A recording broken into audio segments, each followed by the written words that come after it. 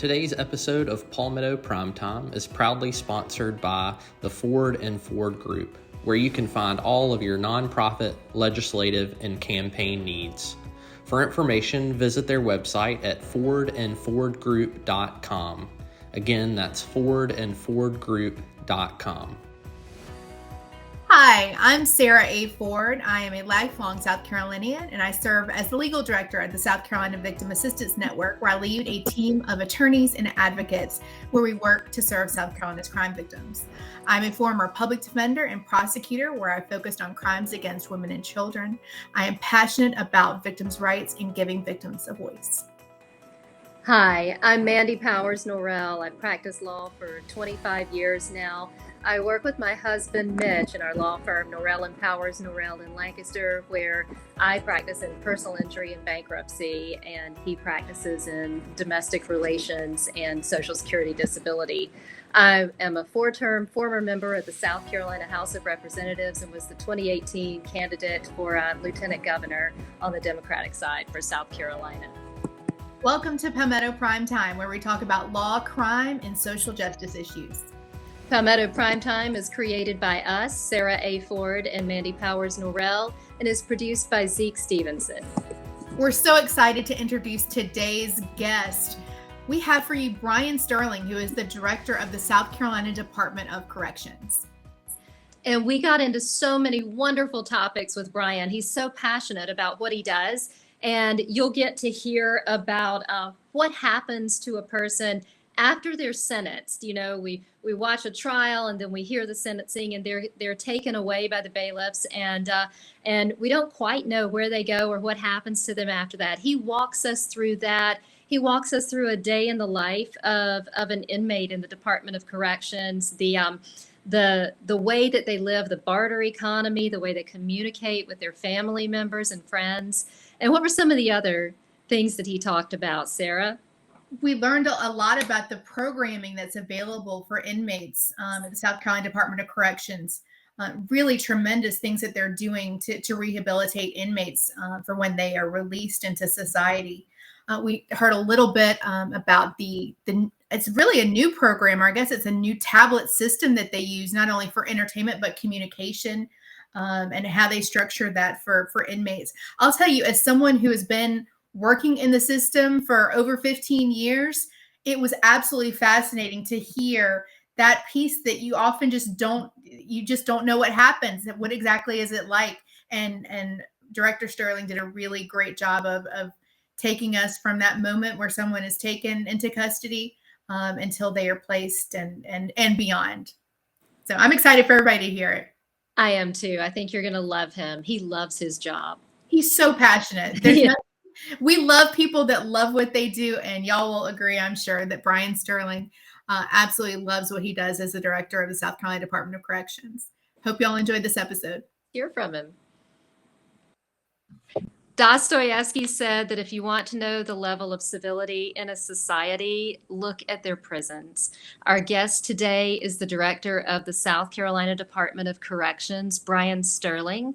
I actually went to law school with Bryan. He was a few years ahead of me, but really met him a few years ago when I served on the Legislative Oversight Committee in the South Carolina House of Representatives, and the Department of Corrections came before our committee, and I was amazed at what I did not know about what the Department of Corrections does, the challenges that it faces, and was so excited when Bryan agreed to come on the podcast and talk to us about what he does as director of the South Carolina Department of Corrections. Thank you so much for being here, Bryan. I'm happy to be here. Thank you both for having me. Thank you. We have got a lot of questions. And in fact, our viewers have been sending us questions on Twitter, because so many people just have so many questions, because, we can often see what's happening at a trial, but we can't see what happens in a prison. And so we are really excited to help you help us clear up, a lot of misconceptions about what goes on at the South Carolina Department of Corrections. And I know there are so many, wonderful programs that y'all have there. I'm personally excited to talk about some restitution for crime victims, because that is my personal area of practice. But thanks for joining us. We appreciate it. Happy to be here. Thank you both for having me again. Looking forward to a good conversation this afternoon. Me too. Bryan, can you take us through like what happens once a person is convicted of a crime, from like Sure. conviction to sentencing to evaluation and placement? And obviously, it depends on the crime. After 91 days in South Carolina, they come to the Department of Corrections, and I told the oversight, and I've told others, I'm not sure 91 days makes sense. I could see 6 months or a year, like other states do. We're sort of on the low end, and I think you kind of disrupt a lot of things. Keeping them at the county would be a better option. But after 91 days, they come to Columbia. They'll be transported by the county detention center to either Camille Griffin Graham, which is here in Columbia, the female prison, or to Kirkland, which is the male reception and evaluation center. And, it takes about 45, 50 days for us to gather all the records, gather education, past criminal history, mental health records, and things of that nature, and do some testing and things to find out what their institutional assignment would be. And there's 2 female prisons, so they can either be at the one here in Columbia or the one in Greenwood, or they could go to the 19 other, so 21 prisons total, 19 other male institutions. We have, the maximum security prisons, the medium security prisons, and then the low level prisons, which are essentially work camps. So when someone is let's say someone is charged with a violent crime, say armed robbery, Mhm. there are certain prisons that they absolutely can't go to. How many maximum security prisons do we have in South Carolina for someone who's charged with a violent and most serious crime? We changed our classification system. That's something I want to talk about, but there's 6 closed custody or close custody institutions. And I'm sorry, we've closed 6. There's about 6 or 8 closed custody. So they could go to a Lee, they could go to a Lieber, they could go to a Broad River, a McCormick, places like that. And it really depends on a bunch of things. It can depend on the crime, but it also depends on the time that they serve, where they go. And they could go to a medium security prison also, depending on their criminal history. A lot is at stake, and where they end up, and their health can also determine. We don't have 24-hour medical at every single institution, so they could be in for a lower level crime, a nonviolent crime, but they may have to go to a higher level institution because that's where we have 24/7 medical. Oh wow, that's a great point. I didn't even think of. Mental health also comes into effect there, and if you have mental health issues, or you self-harm, or you're suicidal, then you're probably not going to go to a lower level institution. You're going to have to go to a place where we have the care that we can take care of you. I mean, we're in charge of the care and custody of these folks when they're sentenced by the courts in South Carolina, as y'all know. Yeah. So what's the differences in like a day in the life of someone who is at a maximum, medium, and low level security prison? Sure. Maximum security prisons, obviously and I guess I'll just back up and say we hired a guy named James Austin. He lives in Camden, South Carolina. He came from California, but he's a national expert in classification. When I first started, we were overclassifying people. I just felt like, we had people that we really didn't need to have in the maximum security prisons. Someone came in for a DUI or something with a homicide. I mean, that's a horrible thing. Someone died, and there should be a penalty there, and someone should pay their debt to society. But those people were potentially in because of the years that they had with a gang member, or someone that is a career criminal that was never going to change, and that's the goal. And then they'd become a victim in prison. Everybody's seen Oz and kind of how that worked. And I just thought we were overclassifying folks. So now there's an opportunity to go to a medium security prison if you came in.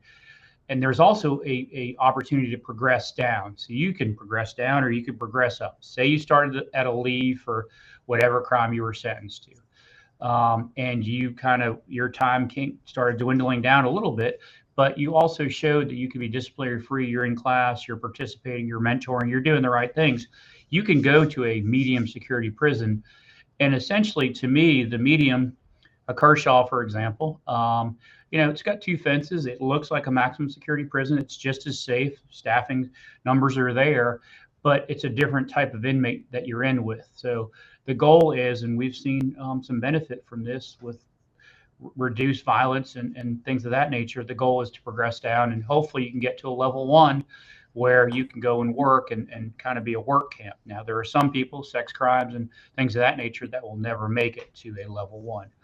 The day in life is you're woken up. If you have to go get pills, you go to the pill line, you go eat, you go back to your dorm. Hopefully you're going to classes, or you're participating in a program, or you're doing a PI and you're working. You go to lunch, kind of similar in the afternoon. And then, we put them to bed pretty early, about 7, 8 o'clock at night. And the day starts early. It starts around 5 or 6 in the morning. So that's the day, and there is some monotony to it, but we do what we can to try to encourage them to get in a program or to work, because we know that helps with recidivism. So that is optional, whether someone wants to, work on their education or have, a job, at prison. That's up to them to choose to do that then. That is completely up to them. We're not going to force them to do that. We'll encourage them to do that. They can earn time off of their sentence.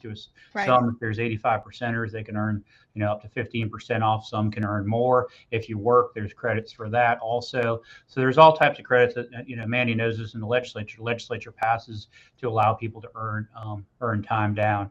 And we do know that there is success in doing those programs. The recidivism rate is lower for someone who is involved in programs, lower for someone who is involved in work.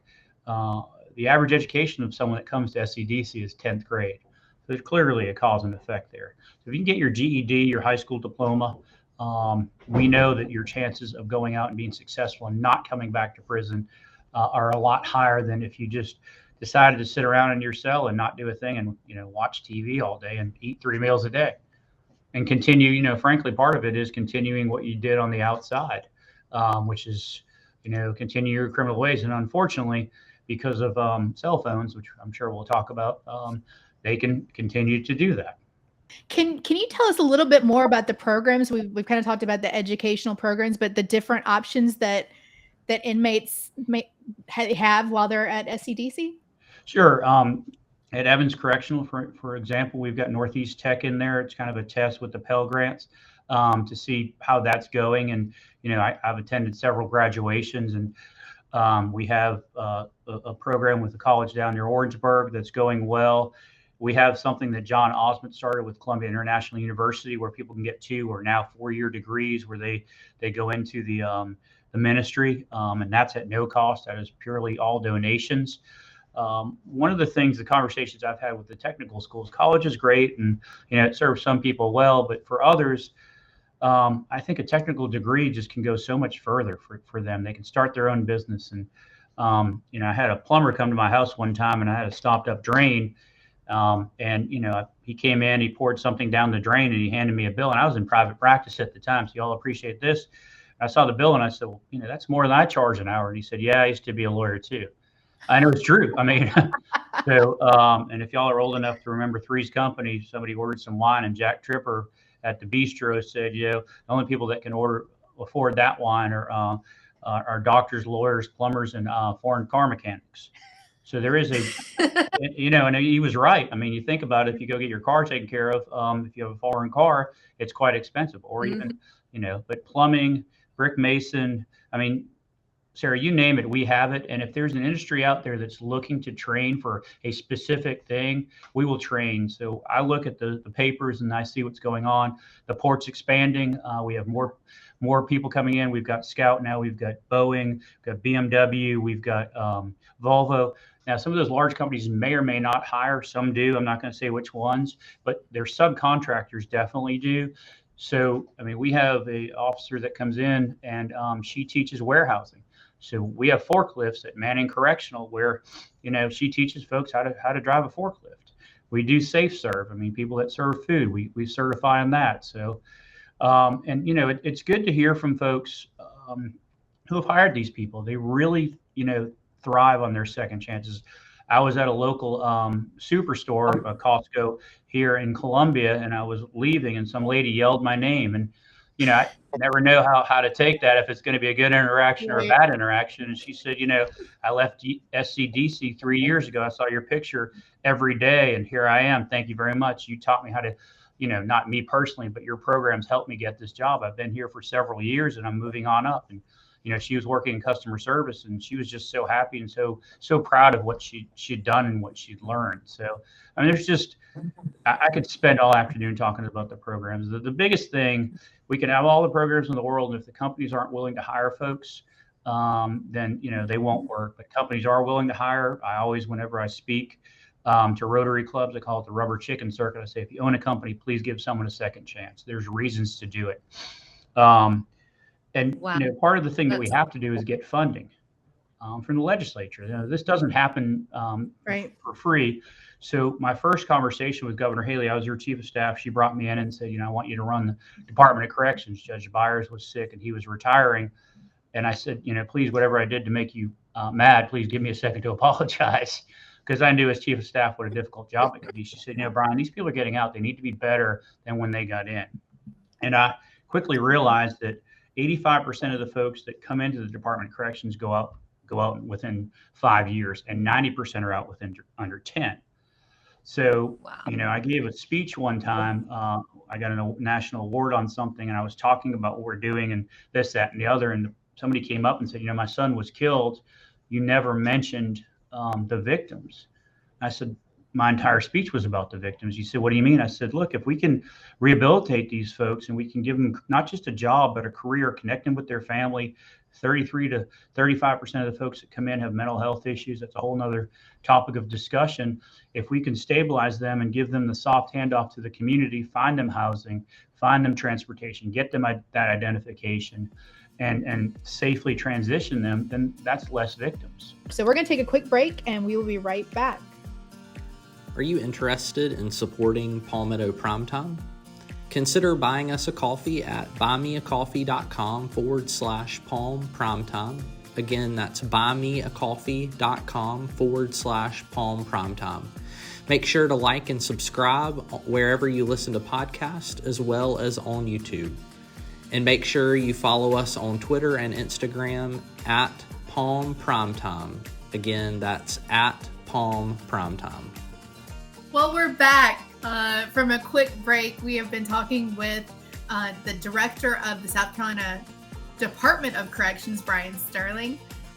Been learning lots of stuff. This is not the stuff they teach us in law school, is it, Mandy? No, it's not. In the movies, which is like my only source of reference for a lot of these things when I think about what happens to an inmate when they're released. And, I always imagined that they were released. There's family waiting for them on the other side to help kind of usher them back into the world. And I think that may be the Pollyanna in me that believes that. But Bryan here starts, he's going to tell us about the reality for a lot of inmates and how he discovered that and how, it's something that he's been working as the director of the Department of Corrections to make it easier for inmates to come back to re-enter society. I think that's really, I really love this part of the conversation because it really puts a good visual, for those of us that, have no real concept of this, knowing what someone may be dealing with as they're re-entering, thinking about having to establish themselves, getting a driver's license, if you don't have that support system that so many of these folks, they don't have, how do you do it and succeed? So, right. Because you don't want inmates coming right back into the system. Exactly. Well, let's take a listen. When I first took over, I don't know if y'all remember the bus station in 5 Points, Greyhound. Yes. So at 3 o'clock in the morning, I was driving down Hardin Street where I used to live, and I didn't realize it was Halloween, and it was 3 o'clock in the morning, and people were all dressed in crazy stuff. And I said, "Wow, 5 Points certainly has changed since I was in school," and quickly realized why. But I went to the bus station. What I saw, I was not happy with. So I took over October 1st. So this was Halloween, October 31st. And people were still in their uniforms. They just took the stripe off, and they had their flip-flops or their shower shoes on, and they had no clothes. So I went back the next day and I said, guys and ladies, we can do better. I mean, we're not giving these folks a chance. They have no money. They have no connection. It was a party when they got there. So I called Sheriff Locke, my friend, and I said, hey, I need some help here, because not only were these people not given a chance, they were being preyed on. They were prostitutes out there. There were drug dealers out there. They had no chance. So I said, I need a sheriff's deputy out there to make sure these people are safe. And the story I tell, because a lot of people say, oh, they went to prison, don't worry about them. I said, well, let me just ask you, and as a state, we have a choice. So you either can have someone who has mental health issues, who has a 10th grade diploma, 10th grade education, no identification, no transportation, doesn't know where they're going to live that night, and has no future and no hope, sitting next to your grandfather or grandmother at that bus stop, in the library, or at that restaurant. Or you can have someone that has their GED, they have their or high school diploma, they may have a technical degree, they know where they're going to live, because we work with Catholic Charities. They've gone through either 6 months or 18 months of training for reentry. They have a future, they have hope. They've got an identification from the Department of Motor Vehicles, and they know where they're working, and they're connected with their family. It's your choice. And people it just kind of a light dawns. They say, that makes much more sense to do it that way. So that's what we're doing. Wow. And the result is the lowest recidivism rate in the country. A couple of years ago, we announced our recidivism rate of just under 19%. Now we're at 17.8%. So we're down even further. When I took over, we were at 30%. What does that mean? That difference is 1,000 more inmates in the South Carolina Department of Corrections. That's a whole level 3 institution. I can barely hire and retain folks to run the institutions we have now. I can't imagine if I had another level 3 institution of maximum security. Right. That's amazing. I didn't know we had the lowest in the country. That is phenomenal. And thank you. I mean, just as a taxpayer, as a citizen of South Carolina, that is amazing. I want to ask my you about. staff does a great job. They really do, and that goes all the way from the maintenance people to the people that cook and clean, to the program staff, to the security staff. I mean, that goes all the way across the state. That's not just done here at headquarters. That is, the 4,000 or so people that work for the Department of Corrections across the state, and also, the other agencies that are involved here. We've got Department of Employment Workforce. They're coming in and doing training for reentry. We had the first Department of Employment Workforce in the country inside a prison about 6 years ago. So we started that training program. We have DEODIS, where they have a mentorship program for addictions, Catholic Charities, Reemerge, Austin Wilkes. And if I could tell you a quick story about the Department of Motor Vehicles and DHEC for birth. And a lot of these folks are very transient. They don't have this identification that you need just to enter the federal building to get benefits if you needed benefits. So when I first took over, they would tell the population, don't call back. We're done with you. And I was like, this just that makes no sense. I mean, if they need help, we're supposed to be here to help them. So there's a guy who, he went to DMV downtown Columbia on Shop Road, and he was on, he's on probation. So, he was teetering on coming back. And, I like my friend Kevin Schwedo, but the DMV can be challenging for anybody. And this guy shows up, and the lady's like, you don't have the proper documentation. He's there with his sister. We try to get him an ID before they leave, and we were sending their licenses home. Now we keep them and give them to them because it's a 10-year license, and give them to them when they leave, but some people don't have them. So he was getting frustrated. Well, we have a person that's specifically trained at Department of Motor Vehicles who's at their headquarters, who is trained to work with folks that are incarcerated that may not have the proper ID. So the sister called back, and it's actually Don Staley's sister-in-law. Nina Staley was here at the time, and she picked up the call, and she said, okay, hold on 1 second, because he was getting aggravated. You get aggravated, and police come, and you may get disorderly, and then you may get revoked and head back to prison. So she said, 1 second, called over there. They said, go to line number 2, making that up. And they walked the guy through, and he had all the paperwork. He just didn't know how to explain to them that he had all the paperwork. He left there with his ID. Never be heard from again. He's not coming back to prison. He's going to be successful and go out there. It's simple stuff like that. One thing that we also train is how to explain incarceration. So, if y'all know that you're going to have to do a background check for insurance reasons. Well, if you ask me, have you ever been incarcerated? I say no, and it turns out I have. You're not going to hire me. It's a if I say, problem. yes, I have, but I earned my GED, I worked, I did this, I did that, I did the following things.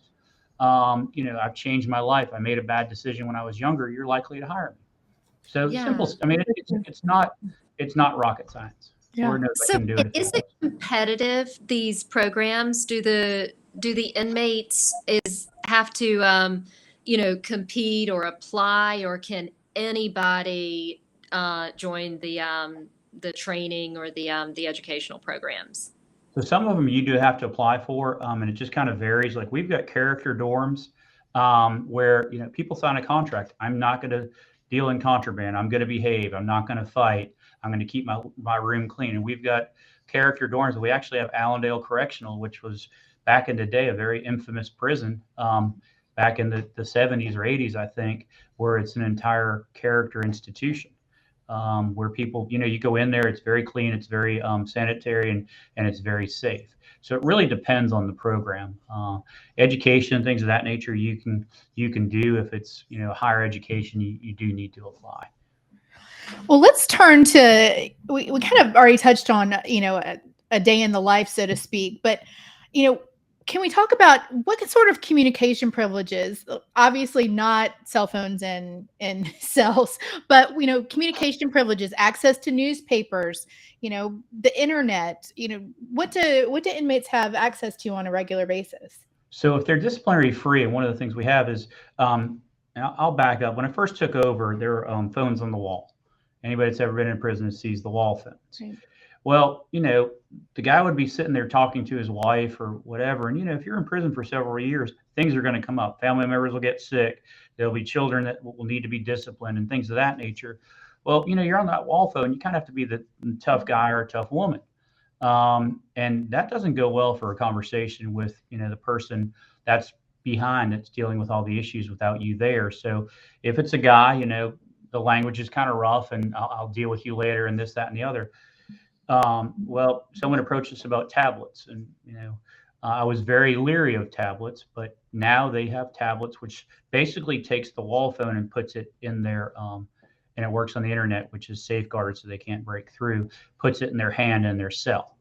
So they can talk to their loved one on their tablet, and guess what happens there? The conversation is a little more gentler, a little more loving, a little more understanding, and they can really be themselves and kind of decompress a little bit, because prison, you got to kind of be compressed a lot, and you just got to watch yourself.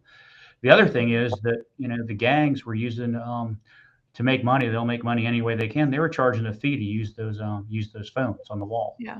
So that you'd have to pay a fee to use and they were making money that way. So we kind of took that out. The tablets, and the way I describe it is people say, "Oh, you're giving them cell phones." And I had a sheriff go on Fox News, a sheriff who was charged and convicted of a crime and then pardoned by former president. Anyways, he went on and said I should be fired because he didn't understand he's a little bit older, so I get that, but he didn't understand the technology. The way I describe the technology, I'm a child of the 70s and 80s, is, my mother had a wall phone, but what she would do is find the longest cord she could and go into another room and close the door so I didn't bother her if she was talking to her sisters. And then they had the phones with the antennas, if you remember those, with the long antennas where you can walk around your whole house because there was a base station. That's basically where we are. It's an antenna like where they can be and they can have the conversations. If you have to have a conversation with your son or daughter that's not behaving, as we all do sometimes with our, you want to have that with some privacy so you can show some sympathy or empathy to them and not kind of just cuss them out and hang up the phone. And they had TVs that were on the wall. They were very small TVs, kind of no bigger, or they still are there, but they hang from the middle of, we call it the rock, but no bigger than your computer screen. And that would have everybody gather. They would have to put headsets in and they would just sit there all day and look at the TV if they wanted to. Well, I mean, if you're sitting there next to someone all day, there can be some issues. There can be, it can lead to violence. It can lead to disagreements about what's going on and on the TV or conversations. So now they can go to their cell and they can watch TV, similar to the telephone where we've just kind of moved it and put it in their hands. They could have TVs in their rooms already and radios. They don't have unlimited access to the internet. They have no access to the internet. Everything we put on these tablets is uploaded. So there's educational Okay. opportunities. There is entertainment opportunities. People want to strip inmates of everything, and I just, if you do that, it's going to lead to violence. It's going to lead to violence against the staff. No one's going to want to work in a dorm where the inmates have nothing to do all day because they will find things to do, and that will not be good. So we monitor these. We've got an agreement with the company to make sure that they don't break out of these tablets. And it has cut down on violence. It's cut down on a lot of issues. So do they have unlimited access to make calls, or does it cost them to make calls on these tablets? It does cost them to make calls. It's 0.05 cents a minute, or half a cent a minute is the best way to say. So a 15-minute phone call costs 85 cents. So it's not expensive at all. And a lot of people say, oh, the calls are exorbitant. I do think there are some bad actors out there. I think there are some counties across the country, maybe corrections departments, I don't know, but that charge an exorbitant fee. I mean, I want people connected with their family members, and obviously we can't do it for free. A cell phone costs about $6,000. So by the time you got to that cell phone at 5 cents a minute, I believe you could talk for 1 hour a day to your family for 8 years before you got to that $6,000. Wow. Oh, wow. They're so expensive in prison. So This is so interesting, Bryan, because I was, worked in criminal law my entire career, public defender, prosecutor, and now a victims' rights attorney. And these things, but hearing from, the way that you have really transformed the Department of Corrections in the past few years has been it's wonderful to hear. And we're going to hear some more. So we're going to take a quick break and we will be right back. When I was in the legislature, I saw firsthand the wonderful work of the Ford and Ford Group. The Ford and Ford Group is a one-stop shop for all of your nonprofit, legislative, and campaign needs. They bring you experienced, passionate, and personalized consulting. Their services will take your work to the next level. Good ideas need a good strategy, hard work, and energy to come to life, and that's what you get when you work with the Ford and Ford Group. They're ready to help make your world a better place to live for all. Your mission is their mission. Get more information at fordandfordgroup.com. That's fordandfordgroup.com.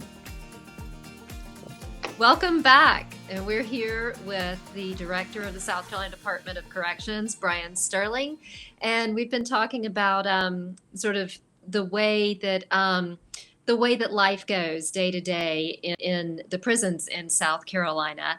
One thing that I've always been interested in is just sort of the bartering economy. I think in prisons we get the sense that the prisoners will create their own culture and economy, and we know a little bit about like things that they use to barter with. I mean, what's considered the currency? Can you tell us how that works? Well, I mean, before cell phones, I mean, you could trade honey buns, or before when they had cigarettes and things of that nature. But now with cell phones, I mean, they can, they've got green dot cards. They can transfer money just like they're not supposed to have cell phones. So if anybody says, why do you give them cell phones? We don't. I'm fighting against cell phones. They don't need cell phones. And, they should be able to be blocked in South Carolina. But anyways, now, I mean, unfortunately, cell phones and drones, it's drugs, it's cell phones, it's Wii systems, gaming systems. I mean, you name it, knives, weapons, whatever they can get their hands on and fly in or smuggle in. That is what we see as the bartering system currently now. It's changed because of technology. They're not bartering necessarily for stuff they can get at the canteen. I think that does happen. But I mean, they can just pay someone with a legal cell phone through Green Dot or Zelle or whatever now, unfortunately. Right. And I know that's a big challenge for you, getting the drones and the cell phones. What are y'all doing to address that? We're doing a lot. The biggest thing is if the federal government would, the Congress would change the law to allow us to jam cell phones. The Federal Bureau of Prisons is allowed to jam, but There's an act from 1932 or 33 that says states can't interfere with the radio frequency and RF frequency. So that's how cell phones work. Senator Graham's been great on it. Others in the congressional delegation have been really good at pushing it. Tom Cotton, Senator Langford, and others have pushed for legislation. We can't even get a hearing because the cell phone industry is so powerful. It just boggles my mind. I mean, we had the largest RICO case in state history being run from a prison in South Carolina. I mean, frankly, the drugs are coming over from China.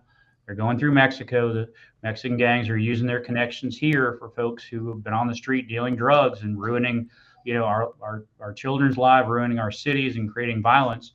And these folks go to prison. Prison is rehabilitation, but it is public safety and supposed to remove dangerous people from society. But with these cell phones, they can continue doing what they did. And we've seen it over and over again from behind bars, and they can make a lot of money.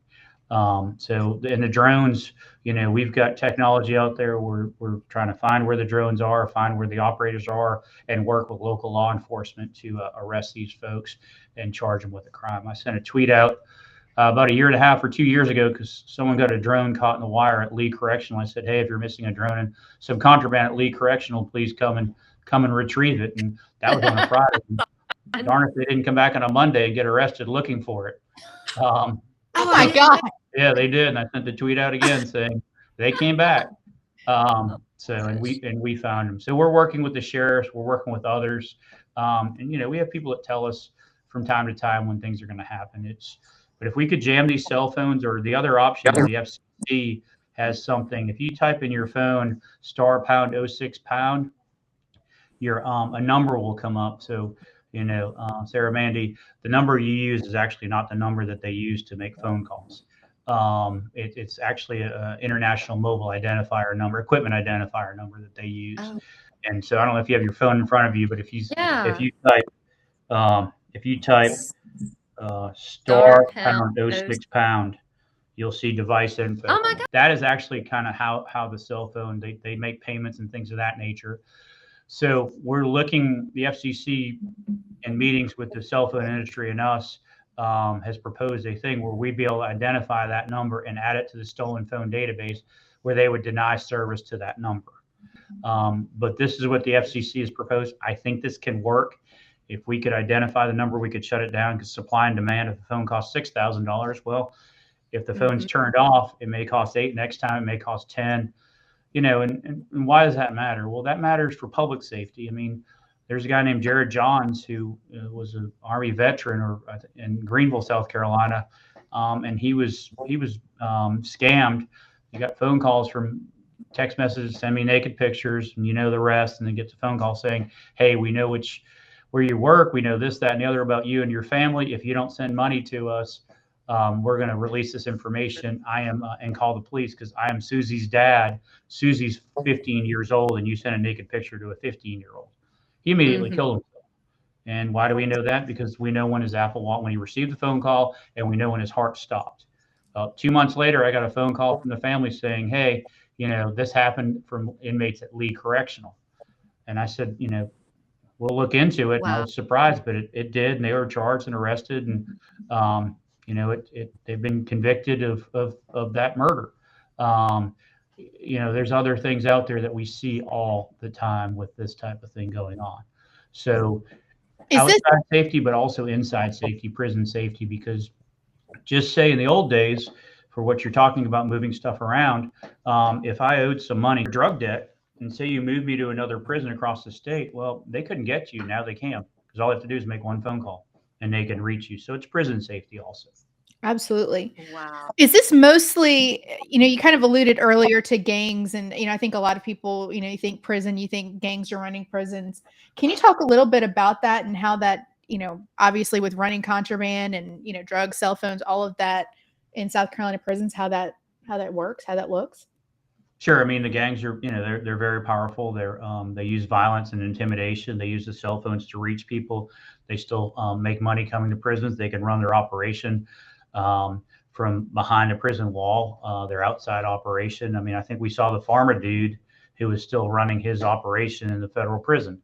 That got Senator Cotton's attention. I don't know if y'all remember the pharma dude. I remember But this. anyway, he was doing stuff with stocks and things of that nature from behind a federal prison. So that's the bad side to gangs. But if I could tell you not that there's a good side, but I can tell you a story about after the riots in 2018, I took a risk, and we took a bunch of gang members, and 30 or 40 of them, and we put them all in a dorm at Lee Correctional. And we have a program for them where they learn to talk and de-escalate conflict with their heads, their mouths, and their ears, as opposed to with weapons in their hands. And we've only had, since 2018, we started this program, one incident where I think a punch was thrown, and that's it. These are Bloods, Crips, Gangster Disciples, everybody else, and they're in there, and they're also doing some things. I walked in one day, and some guy was in the corner just sobbing, and he was, wherever I would go at that prison, he was a problem. He was in my ear complaining about this, that, and the other. He was a victim of life, and he was just angry. He went in this program, and two guys were sitting there, two other inmates from different gangs, consoling him. I said, "What's going on?" He said, his grandfather who raised him died about 10 years ago, and he's never dealt with it. Oh So my now God. he let the emotion out, and he's, every time I see him in there, he's great, and he's helping other people. It's a really good thing, and we're trying to expand that program and work with Professor at MUSC on mentoring. Had Joe Taylor, who passed, and Mayor Rickman came in and talked to these guys about how they can help with violence in Columbia. We're going to have a meeting with Mayor Tecklenburg, Mayor Rickman. I'm not sure if you're familiar with Turn 90. No. Program. It's a great program out of Charleston. Now it's in Columbia. I'd suggest you get Amy on your show about how they take high risk offenders and kind of turn their lives around. And they make T-shirts and they sell them. She approached me and I said, "We've got a prison because we've closed 7 prisons in South Carolina." And I rented a prison to her for $1 a year, so she could start the program there in North Charleston. And now she's expanding. So we're going to see how we can take this program and this mentorship. I can walk around these facilities all day long and talk to these guys, and they're going to say, "You didn't come up like I did. You don't know what I had to deal with. I was blessed with 2 parents, and didn't live in a community where there was violence and everything. But these folks did, and they can say, look, I did. I lived right down the street from you, and look what I'm doing now. I am mentoring you and trying to send you the right way." So, I mean, it's amazing to me how many people have turned their lives around with one person saying, "Just get in that program, just go to that class, just do this." And literally they'll go in there and it's like flipping a switch and they're not a problem anymore. But it's called the Academy of Hope, that program that we have. It really is a good program. It's my understanding that, a lot of times we all have a very vigorous victim services program at the Department of Corrections. And I think a lot of people don't think about that. They think, well, victims, okay, someone's been sent to prison, that's the end of it. But you all have a fantastic team, first of all, and work with a lot of those folks on the regular. But you all collect a lot of restitution. I think over $1 million a year goes back to victims in South Carolina. How do y'all do that? The law says how much restitution when they work, but one of the things I talked about earlier was work programs. So we have prison industries where they have industries that come in and they set up shop, and you walk into some of these places, you wouldn't even know you're in a prison because it looks like it's a manufacturing place anywhere in South Carolina, except for the guys and ladies are incarcerated, and they're in their incarcerated uniforms. And then we have people that can go out and work, where they may work as chefs or things of that nature. And there's a formula to what we take. Now, one thing I'm excited about, we do have a large industry that's pulling out that's going to affect that. But one thing I'm excited about is this new classification system, because as people progress down, what I want them to do, and we're going to kind of change things. So what we do is we would have someone who was out working at a level 1, low level facility. Then we'd pull them back for 6 months to go through reentry training. And it was on its head. I said, this doesn't make any sense to me. They don't want to do it. They've got a job, and they may be moving up, and all of a sudden we upend their lives and pull them back. Now they do report to the prison every day or night, depending if they're working a shift. So now what we're going to do is we're going to do the 6-month program. And then for the last 18 months, they can go out. Why is that? Go out and work. And why is that important? Well, just say you need a deposit for that first month's rent, and it's $600. Well, if you don't have a penny to your name because you've been at a prison, it might as well be $1 million. So you can't find housing, and it just So we're going to do that with them. And then the medium security folks with the new privileges and things of that nature, still double fence, still a prison, they do 18 months and max does 18 months. We're going to do the 18 months and then they're going to work inside the prison at one of these places, and we collect the money that way. But it is by law what we collect and what we turn over. Wow. Gotcha. Now, as you talk about these training programs, I wonder about the people who are in for life without parole. Are they eligible to do Sure. training programs even though they won't get out and be able to use those skills on the outside? Yes, absolutely they will. And the reason for that is they can go then affect people that are coming in that are younger. So say you have a guy that's been in, he's been in for 40 years, started when he was 20, he's 60. Well, prison life, I mean, it's tough, 60 in prison life, physiologically, you're probably 70 or 75 or 80 because of stress and things of that nature. But you can go and be in the program and tell that 20-year-old, hey man, look where I am. Or, hey lady, look where I am. You don't want this. Why don't you go out? Why don't you get connected with your families?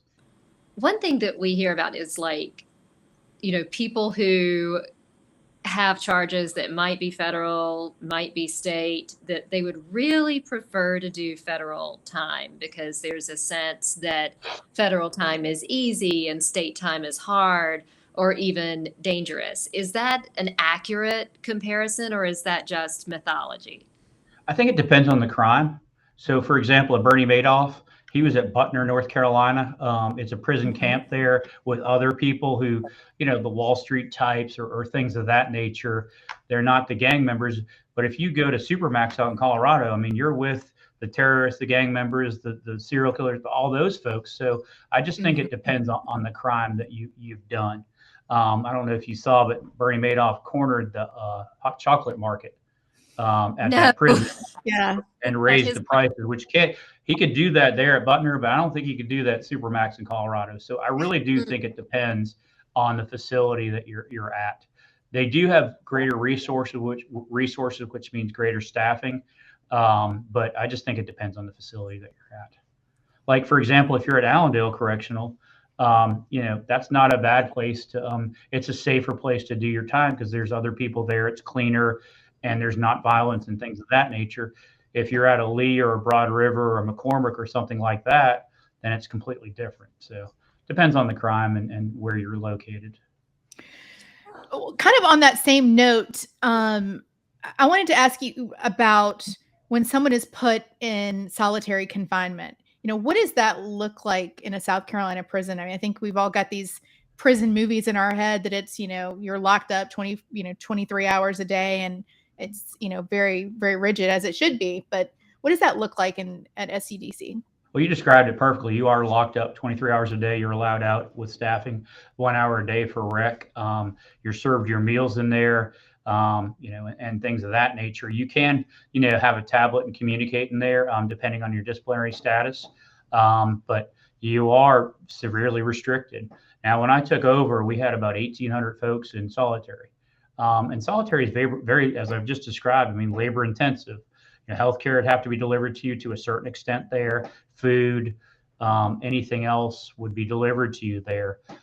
Now we have, I think it's around 500, 400 or so that are in solitary. So we've considerably dropped those numbers. We were overusing it for a long time. And then we got into this mental health agreement and hired a national expert. He helped us drop the numbers. You have to drop it safely. But yes, that's exactly what it's like. Well, I always ask my client, is there anything that you want to tell us about that we haven't asked you about? I mean, is there anything that you're like, hey, we are doing an amazing job with this, and I want to tell you all about this? I would just say this. If you have someone, a loved one that's incarcerated, please visit them. Please call them, but please encourage them to get involved in programs. They can really turn their lives around. It's called the Department of Corrections for a reason. And if you want to make a difference in your community and you want to make a difference and make it safer, come work at the Department of Corrections, because you can help change people's lives. And then the last thing I would say, with a caveat, is please hire these folks when they're leaving. Because if we don't hire these folks, they're going to find a way to feed their family. They're going to find a way to eat. And they know one way to do it. And we're trying to change. It's the criminogenic mindset. We've got classes on how to change the mindset. No, you're not a victim. Yes, you can do better. And here are the reasons why. And it'll make the state safer. And, if you change, just think about it. If you change that one person's life, you're not only changing their lives, you're changing their children's lives. You're changing their spouse's life. You're definitely changing their parents' life, because that's stress. And then who else do you change? You change their cousins, then you change their street, then you change their town, then you change their county. The next thing you know, you change the entire state. And that's just so important, that we support these people when they leave. And, if they don't do the right thing, then they come back to prison. We got plenty of space for them. We're about 77% capacity, but we want them to be successful, because it costs a lot of money. And it costs a lot more than just money when folks come to prison. Well, I think that's a really great message for us to wrap up on, that, it doesn't do anybody any favors to dehumanize inmates. They are people, and they deserve, dignity and respect and opportunity if they can do that. And you're right. Exactly. Thank you, Sarah and Mandy. I appreciate y'all having me on your podcast. Thanks so much, Bryan. Take care. All right. Y'all have a good day. Thank you. Bye-bye. Bye. It's so good to hear from Bryan Stirling, because, he's exactly right. You have such a negative connotation with prisons, and, giving people hope. I mean, that's just, it's going to keep people out of prison. Once they're released, it'll keep them out. And that's wonderful. And it's just so beautiful to see the love that he has for what he does, his passion for the work, and the heart that he has for the prison population. You just, you don't see that much in people who I think are in government, and especially I would think people who do the work would get kind of cynical, but he doesn't seem affected by cynicism at all, which is just so amazing. You're right. It's so, anytime we're around people, that are passionate about what they do, it just gives you, you're like, we can do this. Whatever it is we got to do, we can take it. We can do it. And I think I can't imagine the difficulties that he has faced over the past decade of, running the Department of Corrections, and all that he has tried to do to implement change, which makes me happy. And I know it makes you happy, because it's better outcomes for victims and for our communities. So I think that's everyone, and fewer crimes. Yes. His recidivism rate, or the recidivism rate in South Carolina being the lowest in the country, that's really something to be proud of. It is. Well, that's another one, Mandy, in the bag. I mean, what is this, number 6? This is our 6th episode, 7th episode? I don't even know, but it's exciting. It might be 7 or 8. I don't know, but it's really good. It's and I think people wonder, what is going on in the prisons? What is life like in South Carolina prisons? And hopefully we were able to give them a picture of what the day-to-day life is. Clear picture. Yeah, for sure. Well, thanks y'all for joining us again for Palmetto Primetime. We have enjoyed chatting as always. So please make sure that you follow us and subscribe on wherever you get your podcasts, and on YouTube. 5-star review. 5-star review. Yes, we would love a 5-star review, but we would love the comments. That would be amazing. So we'll see y'all on Twitter, and we'll see you next time for Palmetto Primetime. Thank y'all. Bye-bye.